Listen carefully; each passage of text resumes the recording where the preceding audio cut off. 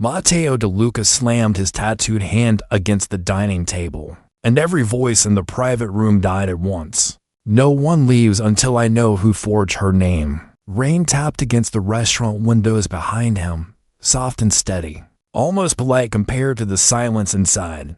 Evelyn Harper stood 6 feet away in a damp wool coat, her left wrist bruised where Meredith had gripped her in the parking lot. The room smelled of red wine, expensive tobacco, wet leather, and the lemon polish rubbed into the dark wood table. 12 men watched her like she was an item brought in for inspection.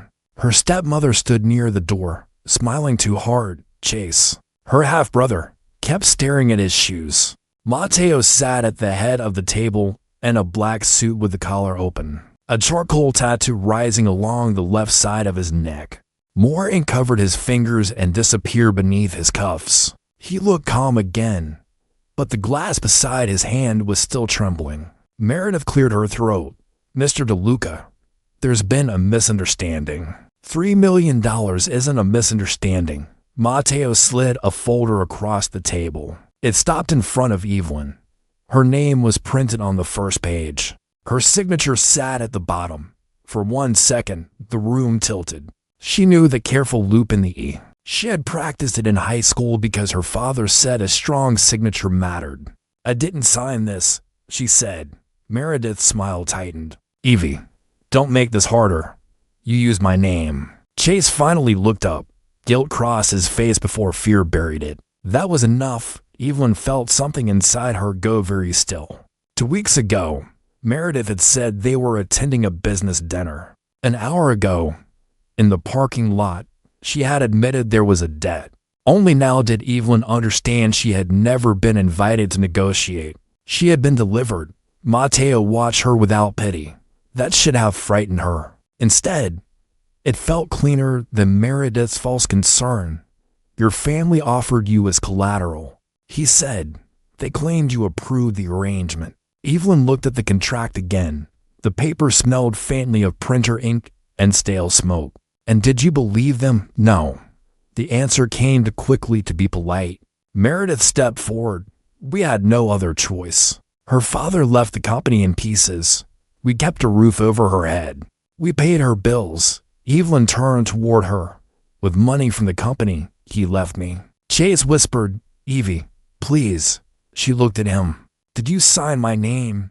His silence was the confession. Matteo rose. He did not raise his voice. He did not need to. The men around the table shifted as if the room itself had changed shape. The agreement is suspended, he said. Meredith went pale. That wasn't our deal. Your deal was based on fraud. Matteo picked up the folder and held it out to Evelyn. Come with me. She stared at him. Am I under arrest? A faint, humorless curve touched his mouth. No. Then what am I? His eyes moved briefly to the bruise on her wrist, then back to her face. Right now, you're the only person in this room who may be telling me the truth. Behind them, Meredith started protesting. Matteo opened the door and stood beside it, waiting rather than ordering. Evelyn could walk toward the family that had sold her, or toward the man everyone in Chicago warned people not to cross. She pulled her coat tighter, stepped past Matteo, and entered the rain. His black SUV waited at the curb, engine running, as he opened the rear door. She asked the question burning through her chest. If you bought my debt, what happens to me? Matteo's tattooed fingers tightened around the doorframe. I didn't buy you. Evelyn, his voice dropped, quiet enough that only she could hear. I bought the lie with your name on it, and I intend to find out who needed you inside my house. The black sport utility vehicle pulled away from the curb, and Evelyn watched the restaurant disappear behind a curtain of rain. The leather seat was warm beneath her damp coat. The cabin smelled of cedar, gun oil, and expensive coffee gone cold. Matteo sat across from her, one hand resting on his knee, dark ink covering his fingers and disappearing beneath the cuff of his black shirt. The tattoo along the left side of his neck looked almost blue beneath the passing streetlights. He had not touched her since opening the door. Somehow, that made her more aware of him. Where are you taking me? She asked. Somewhere your family cannot reach you tonight. That does not answer the question. Matteo looked at her then. His eyes were dark, tired, and far too observant. My house. Evelyn let out a quiet breath. That is supposed to make me feel better, no. He turned toward the rain-streaked window. It is supposed to keep you alive long enough to prove whose signature is on that contract. Her stomach tightened. You think someone might come after me? I think $3 million does not appear because a cruel stepmother gets creative. His voice stayed calm, but the muscles in his jaw hardened. Someone helped them. The city thinned around them. Brick storefronts gave way to quiet streets, stone walls, and old trees bending beneath the storm. Evelyn folded her arms across herself. Her wrist throbbed under the sleeve. Matteo noticed. Of course he noticed. He reached into the compartment beside him and placed a small first aid kit on the seat between them. Use the cold pack. I am fine. That is what people say when they have spent too long being punished for needing anything. The words landed harder than she expected. She looked away before he could see it.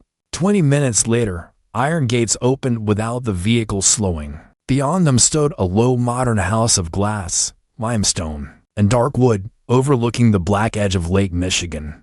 It did not look like a fortress until Evelyn noticed the cameras, the guarded driveway, and the men stationed beneath the covered entrance. Inside, the air smelled of clean linen, waxed floors, and something warm simmering in the kitchen. A gray-haired woman in a navy dress approached them. Her eyes flicked over Evelyn's wet clothes and bruised wrist, but she asked no questions.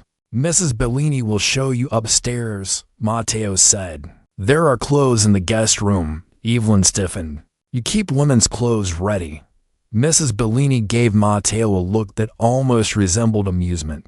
They belong to his cousin. She leaves half her closet here every winter. Matteo removed his jacket, revealing more charcoal ink winding over his forearms. The bedroom locks from the inside. The phone on the nightstand works. You may call a lawyer, the police, or anyone else you trust. Evelyn swallowed. No name came to mind. Matteo saw the answer before she gave it. His expression did not soften, but his voice did. No one enters the room without your permission.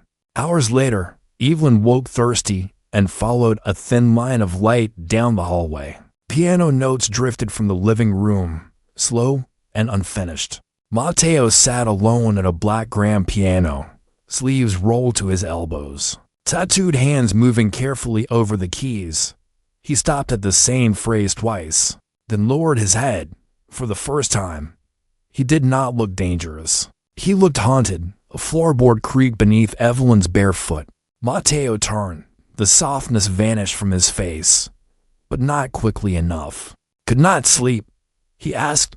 Could you? He closed the piano lid. Not for yours. His gaze dropped to the glass of water in her hand, then to the loose sweater Mrs. Bellini had given her. Did your family lock the food away, Evelyn? Or just the doors? Her fingers tightened around the glass. Why would you ask me that? Because you apologized before taking water in a house where no one told you that you needed permission. Silence stretched between them. Then Matteo stood and walked past her, leaving a folder on the dining table. Get some rest. He said, tomorrow, you are going to show me exactly how your family created a debt that should not exist. By 8 the next morning, Evelyn had found a transfer that should not have existed. She sat at the long dining table with the folder Matteo had left behind, a legal pad, and a cup of coffee gone cold near her elbow. Morning light moved across the glass walls, turning Lake Michigan silver beyond the property. She had changed into black slacks and a cream sweater Mrs. Bellini had placed in the guest room. The clothes fit her slim frame almost perfectly, which felt strange enough to make her uncomfortable. Nothing in Matteo DeLuca's house seemed accidental. She traced the same payment for the third time. The money had moved through Harper Industrial, then through to holding companies, before landing in an account connected to a DeLuca-owned logistics firm. The dates were clean to clean. Someone had built the debt backward and made it look older than it was. You have been staring at that page for 20 minutes. Matteo's voice came from behind her. Evelyn did not turn immediately. You walk quietly for a man who owns half the floor. I own the whole floor. He moved to the opposite side of the table and set down a fresh cup of coffee. Black for himself, cream, and 1 sugar for her. She looked at it, then at him. His dark hair was neatly combed, his charcoal shirt open at the collar, exposing the tattoo along the left side of his neck. Moraine covered his hands where they rested against the polished wood. I did not tell you how I take my coffee. You added cream twice last night and stopped after 1 spoonful of sugar. That is unsettling. People say that often. Evelyn pushed the ledger toward him. This company, Bellwether Freight, you own it. My family does. Then someone inside your family helped create my debt. Matteo's face did not change, but the room did. The quiet became heavier. Explain. Evelyn pointed to the dates. The original loan was supposedly issued 11 months ago. Bellwether did not receive the transfer until 3 months later, but the paperwork references an account number that was not opened until 6 weeks after that. Matteo looked at her. You are sure? Yes. You reviewed 3 years of records in 1 morning. I reviewed the parts people hoped no one would compare. He pulled the file closer. Whose authorization code is this? I was hoping you would tell me. Matteo stared at the initials printed near the bottom. VD. For the first time since Evelyn had met him, something cracked through his control. Not fear. Something older. Vincent DeLuca. He said, my uncle. Evelyn studied him. Do you trust him? Matteo closed the folder. He raised me after my father died. That was not my question. His eyes lifted to hers, sharp and cold. Be careful. Her pulse jumped, but she did not look away. You asked me to prove the debt was false. I am proving it. Do not punish me because the truth is your last name. Silence stretched between them. Somewhere in the kitchen, a cabinet closed. Outside, tires moved slowly over wet gravel. Matteo's tattooed fingers tightened around the edge of the folder. Vincent has handled family finances for 22 years.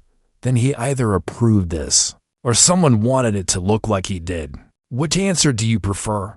The one supported by evidence. A faint breath left him. It might have been irritation. It might have been respect. Matteo reached for his phone, then stopped before making the call. No one knows you found this. My family knows I can read financial records. I mean no one in this house. Evelyn glanced toward the hallway. You think someone here is watching me? I think someone spent a great deal of money getting you through my front door. The words settled in her stomach like ice. Matteo stood and slid the folder beneath his arm. You are coming to dinner tonight. With whom? My family. Evelyn looked toward the lake, suddenly missing the silence of the guest room. Is that an invitation? No. Then what is it? Matteo paused at the doorway. The morning light caught the dark tattoo on his neck as he turned back. A test. I just have not decided whether I am testing them or you. The first thing Evelyn noticed at Vincent DeLuca's house was that every chair had been placed like a warning. The dining room was long and narrow, lined with dark wood, old family photographs, and tall windows reflecting the candlelight back into the room. Rain tapped softly against the glass. The air smelled of roasted garlic, red wine, wax, and expensive cologne. Matteo stood beside her in a black suit with his shirt open at the throat, the charcoal tattoo on the left side of his neck visible above the collar. Ink covered his hands and disappeared beneath his cuffs. He did not touch her, but he stayed close enough that no one could approach without passing him first.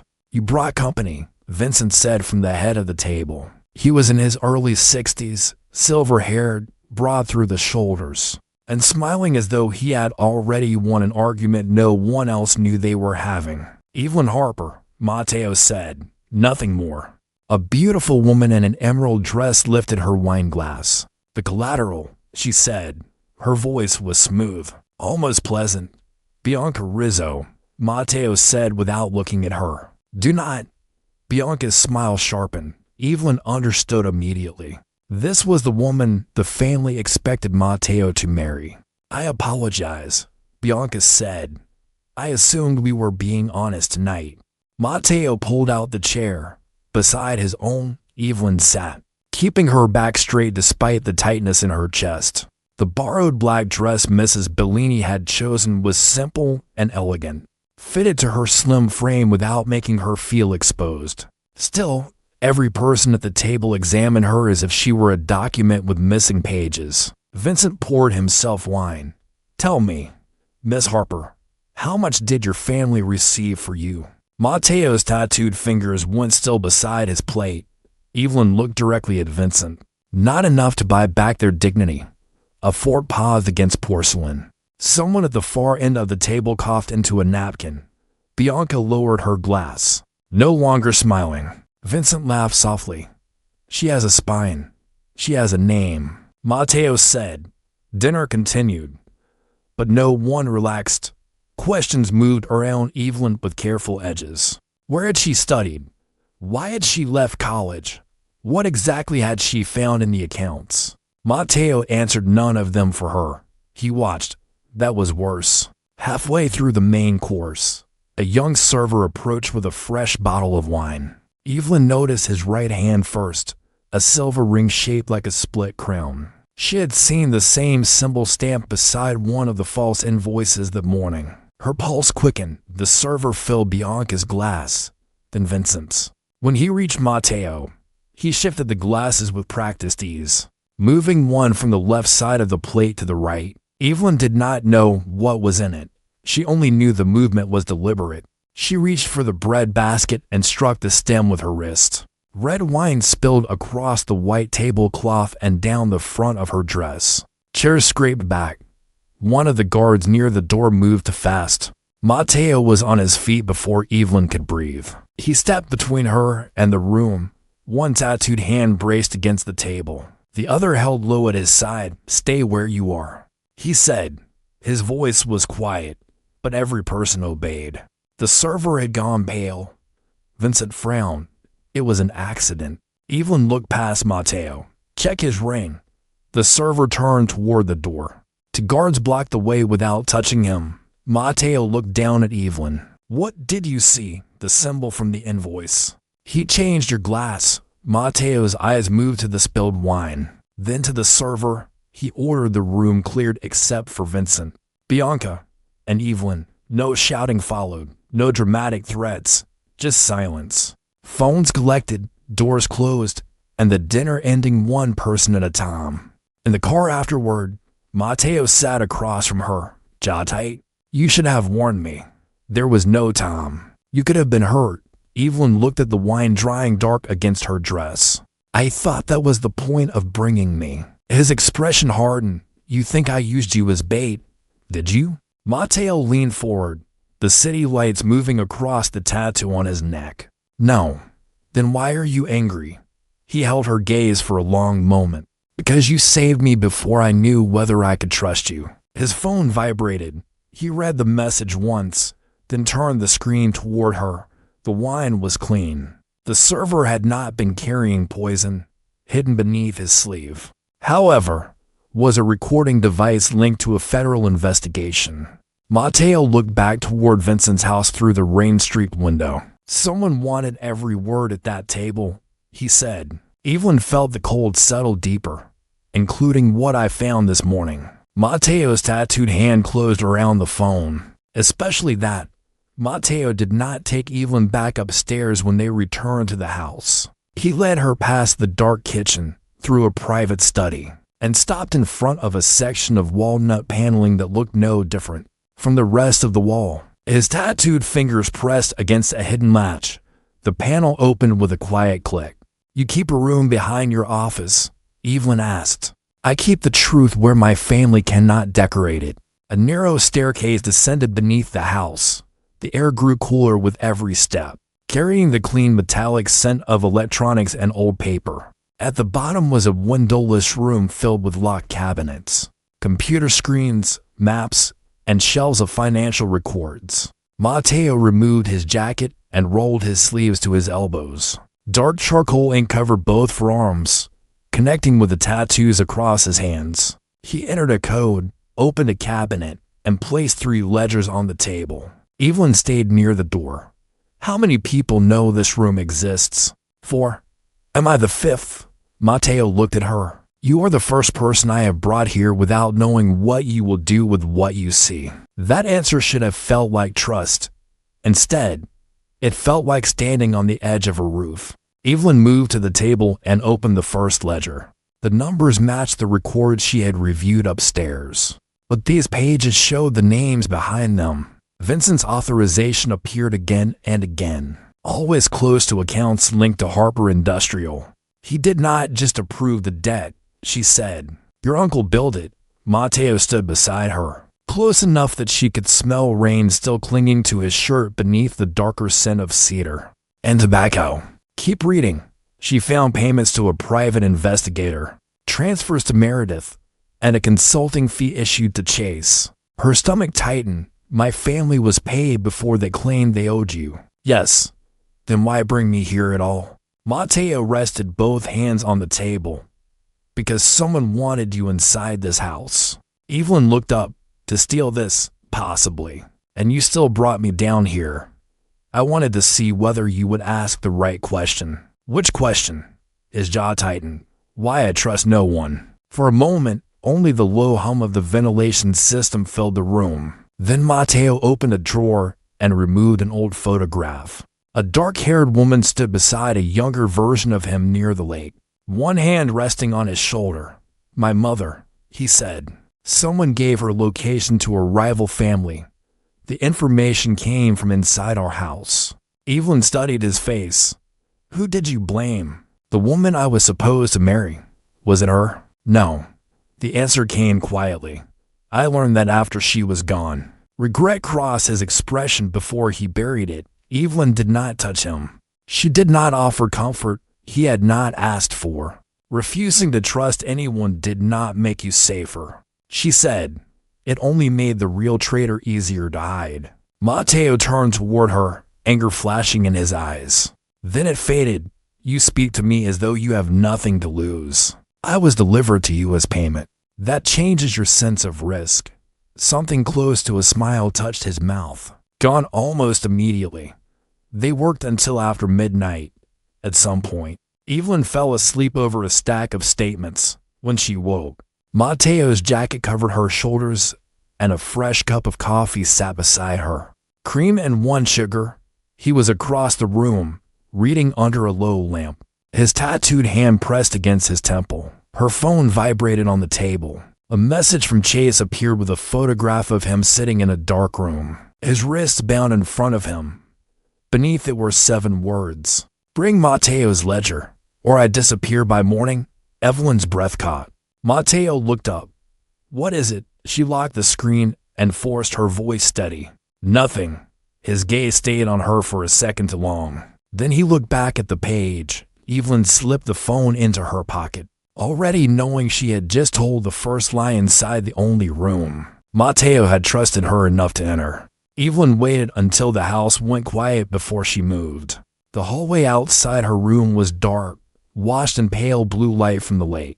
She wore black pants, a fitted gray sweater, and the same wool coat she had arrived in. The bruise on her wrist had faded to yellow, but it still ached when she tightened her hand around the copied ledger. She had spent 2 hours building a false version from records Matteo had already marked as useless. If Chase was truly in danger, it might buy him time. If the message was a trap, she would learn who had said it. The keys on the kitchen counter were easier to find than they should have been. She was halfway to the garage when Matteo spoke behind her. You chose the quietest door. Evelyn stopped. He stood in the shadow of the study. Sleeves rolled to his elbows, dark tattoos covering his forearms and hands. The open collar of his black shirt revealed the charcoal ink along the left side of his neck. He looked tired, not surprised. How long have you known? She asked. Since you lied to me. Then why did you let me leave my room? Because I wanted to know whether you would come to me. His voice was calm, which made the disappointment in it harder to face. Evelyn pulled out her phone and showed him the message. Matteo read it once. This photograph is staged. You cannot know that. The clock behind him shows noon. The message arrived after midnight. She looked closer. He was right. Her stomach turned. He could still be in trouble. He could. Matteo held out his hand. Give me the ledger. Evelyn did not move. If I do, you will stop me. Yes. Then no. His tattooed fingers slowly lowered. You think protecting someone means obeying every threat made in their name. I think leaving my brother there makes me exactly like my family. Your brother signed your name. I know. The words came out sharper than she intended. I know what he did. That does not mean I can stand here drinking your coffee while someone uses him against me. Matteo watched her for a long moment. Then he picked up his coat. You are not going alone. The meeting place was an abandoned Harper industrial warehouse 20 miles south of the city. The building smelled of dust, cold concrete, and the machine oil Evelyn remembered from childhood. Chase stood beneath a hanging work light with Meredith beside him. His hands were free. No guards held him. No one had heard him. Evelyn felt the truth before either of them spoke. You staged it, she said. Chase looked away. Meredith extended her hand. Give us the ledger. Why? Because Vincent will return what your father left you. The company, the house, all of it. Evelyn heard footsteps behind the office windows above them. Matteo had stayed near the entrance, close enough to protect her, but far enough to let her choose. Meredith's eyes shifted toward him. You were supposed to earn his trust, Evelyn. That was the entire point. Chase swallowed. Vincent built the debt. We only helped get you inside. The warehouse seemed to contract around her. Her family had not sold her out of panic. They had designed every humiliation. Evelyn took the ledger from beneath her coat and placed it in Meredith's hands. Matteo's face became unreadable. Meredith smiled and opened it. Every page was blank. You always thought being quiet meant I was stupid. Evelyn said. It only meant I was listening. Doors opened along the upper walkway.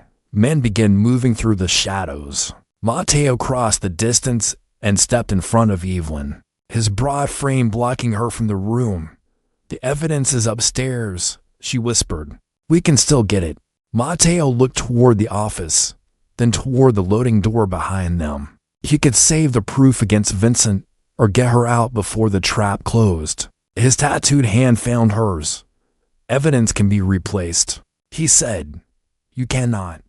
He led her into the freezing night as voices rose behind them. Leaving the warehouse, the ledger, and his best chance to expose his uncle burning away in the darkness. By noon the next day, every important person in the DeLuca family had heard that Matteo chose Evelyn over the evidence against his uncle. The story changed each time it traveled.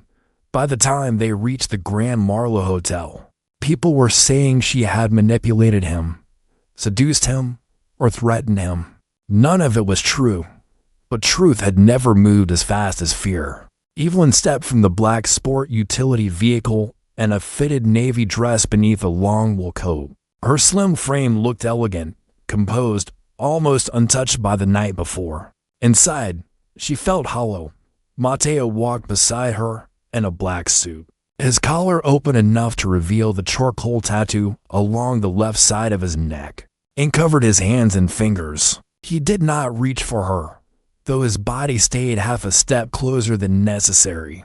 The hotel ballroom smelled of polished marble, strong coffee, and expensive perfume. Vincent stood near the center with Bianca Rizzo and several senior members of the family. Reporters waited beyond a velvet rope. Evelyn stopped. Why are they here? Because Vincent wants witnesses. Matteo's voice was quiet. To what? He looked at her then, and something in his expression made her chest tighten. To me letting you go. Before she could answer, Vincent raised his glass. Matteo has an announcement. The room settled in the silence. Matteo stepped forward. His tattooed hands rested at his sides, relaxed to anyone who did not know how closely he controlled every movement. Evelyn Harper has no position in the DeLuca family, he said. The words struck harder than Evelyn expected. She was brought into my home as a protected witness. Nothing more. A murmur moved through the room. Bianca's mouth curved slightly. Matteo continued. She will leave Chicago tonight. Any agreement connected to her family's debt is canceled. Evelyn stared at him. She understood what he was doing. Vincent could not use her as proof that Matteo had lost control. If Matteo cut her loose in front of everyone, understanding did not make it hurt less. Bianca crossed the room, green silk whispering around her ankles. "You should be grateful," she told Evelyn softly. "Most women are not dismissed with transportation and legal protection." Evelyn kept her eyes on Matteo. His face was cold, unreadable. Only his right hand betrayed him. His tattooed fingers were curled so tightly that the knuckles had gone pale. "Did you mean it?" Evelyn asked. The question carried farther than she intended. Matteo held her gaze. "Yes." Vincent watched with quiet satisfaction. Evelyn felt every old wound open at once. Meredith calling her a burden, Chase using her name, her father's company taken from her. Now Matteo was reducing her to nothing in the same room where powerful people decided what she was worth. She walked toward him until only a few feet remained between them. "Then say it clearly." His jaw tightened. "Evelyn, say I never mattered." The ballroom went still. Matteo's eyes darkened. But he gave her the answer she needed to survive. "You never mattered to this family." It was a careful sentence. Not to him. To this family. Evelyn heard the difference. No one else did. She turned and walked away before her face could betray her. In the car to the airport, she found a small brass key inside her coat pocket. It belonged to the hidden room beneath Matteo's study. Wrapped around it was a folded note in his handwriting. "Do not come back for me. Come back only if it is your choice." Evelyn read it twice. Then she looked at the driver. "Take the next exit, Miss Harper. The airport is north." "I am not going to the airport." She closed her hand around the key. "Take me to Daniel Mercer's law office." Her father's former attorney had kept one sealed file from the Harper estate. A file Meredith had spent years trying to find. Matteo had given Evelyn freedom. She was about to decide what to do with it.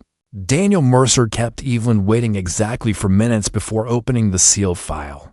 Her father had left behind. His law office occupied the 12th floor of an old building near the river. All dark shelves, brass lamps, and windows streaked with afternoon rain. Evelyn sat across from him in the same navy dress she had worn at the hotel. Her wool coat folded over the chair. She looked composed, elegant, almost calm. Only the brass key pressed into her palm betrayed how hard she was holding herself together. Mercer placed a thick envelope on the desk. "Your father told me to give you this if Meredith ever tried to sell the company." "She already sold me." Mercer's expression changed. But Evelyn did not explain. Inside the envelope were original ownership records, bank statements, and a signed declaration naming Vincent DeLuca as the man who had pressured Harper Industrial into false contract years. Earlier, her father had known. He had hidden proof before he died. Evelyn read every page once, then again. "Why did you not give me this sooner?" "Because your father believed waiting would keep you safe. It kept me blind." Mercer lowered his eyes. "Yes, by sunset." The DeLuca council had gathered at the private restaurant, where Evelyn's family had first delivered her. Vincent sat at the head of the table beneath warm amber lights. Bianca at his right, senior family members arranged around him. Matteo stood alone near the windows. He wore a black suit with the collar open, the tattoo along the left side of his neck exposed. Dark ink covered his hands and fingers where they rested at his sides. No guard stood behind him now. Vincent had taken those two. "You placed a stranger above blood," Vincent said. "The family cannot survive the weakness." Matteo's voice stayed even. "Then stop calling fear tradition." The doors opened before Vincent could answer. Evelyn walked in carrying Mercer's file and the key to Matteo's hidden room. Every face turned toward her. Meredith and Chase were already seated near the end of the table, brought in as witnesses against Matteo. Meredith gave a thin, satisfied smile. "You should have gone to the airport." Evelyn placed the file on the table. "You should have learned to stop signing my name." She laid out the documents one by one. Her father's declaration, the original ownership papers, payments from Vincent to Meredith, consulting fees to Chase, records proving the debt had been created after the plan to place Evelyn inside Matteo's house. Vincent leaned back. Paper can be manufactured. So can debt, Evelyn said. That is why I brought the originals. Matteo had not moved. He watched her with an expression she could not read, but the tension in his tattooed hands slowly eased. Meredith stood. Evelyn has always been unstable, quiet, jealous, weak. Evelyn looked at her stepmother and felt the old fear rise, then pass. No, she said. I was simply the only person in that house you could not turn into yourself. Chase looked down. No one spoke for several seconds. Then Bianca said, even if this is true, Matteo still compromised the family for her. One of the council members turned toward Matteo. Give us the woman. And this ends without a split. Matteo stepped between Evelyn and the table. The movement was quiet, immediate, final. Anyone who wants to reach her goes through me. His eyes moved across the room, but whether she stays or leaves is her decision.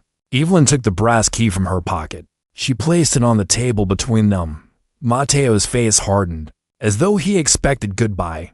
Instead, she pushed it back toward him. I did not come back because you bought my debt, she said. I came back because you were the first person who gave me a choice. Vincent's confidence finally cracked. Evelyn opened the last folder. Now the council gets one too. Remove the man who built this fraud, or I take every record in this room to the authorities. The silence that followed was not fear. It was power changing hands. No one moved until Matteo reached for the final folder. He opened it slowly, read the first page, then looked at Vincent across the table. The restaurant had gone so quiet that Evelyn could hear rain ticking against the front windows, and the low hum of the old refrigerator behind the bar. Vincent's confidence had not vanished, but it had changed. It no longer looked like power. It looked like a man calculating how much he could still save. You would destroy this family over paperwork, he asked. Evelyn answered before Matteo could. No. You damaged it when you decided loyalty meant owning people. Several council members shifted in their seats. Matteo closed the folder. The tattoo along the left side of his neck disappeared beneath the shadow of his collar. As he turned toward the room, dark ink covered his hands where they rested on the table. Vincent is removed from every family business, effective tonight. He said any legal evidence connected to the fraud goes to the proper authorities. Every company tied to coerced debt is closed. Bianca stared at him. You cannot rebuild everything your father created because one woman asked you to. Matteo looked at Evelyn. She did not ask me to. That was the truth. Evelyn had never asked him to become kind. She had asked him to stop hiding cruelty behind tradition. Vincent stood, furious now. You think walking away from the old rules makes you honorable? Matteo's voice stayed calm. No, paying the cost does. The council vote came quickly after that. Vincent lost his position. Meredith and Chase were turned over to attorneys who would answer for the forged contracts and stolen assets. No one celebrated. Real consequences rarely arrive with applause. They writhed in lowered eyes, signed papers, and doors closing for the last time. 3 weeks later, Evelyn stood in Matteo's study overlooking Lake Michigan. Morning light reflected off the water, pale and cold. She wore black slacks and a fitted ivory blouse, simple and elegant against her slim frame. On the desk sat the restored ownership documents for Harper Industrial, along with a letter confirming that every false debt in her name had been erased. Matteo stood near the windows in a charcoal suit, his shirt open at the throat. The tattoo on his neck was visible, and his hands were bare of everything except ink. The company is yours, he said. You can sell it, rebuild it, or walk away. Evelyn studied the papers. And the DeLuca businesses? The legitimate ones remain. The rest are being dismantled. That will cost you. It already has. Several allies had left. Profits had fallen. Men who once praised Matteo's leadership now called him weak because he had chosen limits over fear. Evelyn turned toward him. Do you regret it? Some mornings. His honesty made her smile. That is not very romantic. I was never good at romantic. No, you were good at giving orders. A quiet breath left him, almost a laugh. Then his expression grew serious. You are free. Evelyn, there are no guards assigned to you unless you request them. No locked accounts. No obligations to me. He placed the brass key to the hidden room on the desk. You do not need this anymore. She picked it up. Do you? Matteo looked toward the lake. I spent years believing trust was a weakness someone would eventually use against me. And now I think refusing to trust anyone was just another way of letting fear make my choices. Evelyn stepped closer, but left enough space for him to decide whether to meet her there. You protected me when it cost you power.